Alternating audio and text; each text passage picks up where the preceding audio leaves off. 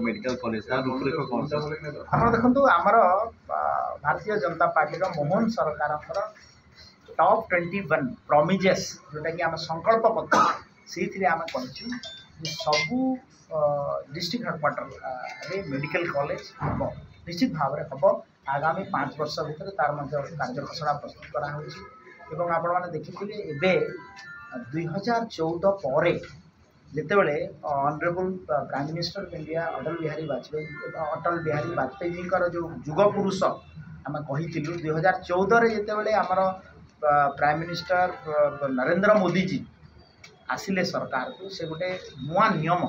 कले जे सबू भारत वर्षर सबू जिले में मेडिकल कॉलेज और देखिए क्या यहाँ सेंट्रल शेयर 60-40 शेयर जहाँ भी मेडिकल कॉलेज ओडिशा रे 11टा मेडिकल कॉलेज एवं फंक्शन करबीबीएस यूजी कोर्स और आउ 2टा मेडिकल कॉलेज पाइपलाइन रे अच्छी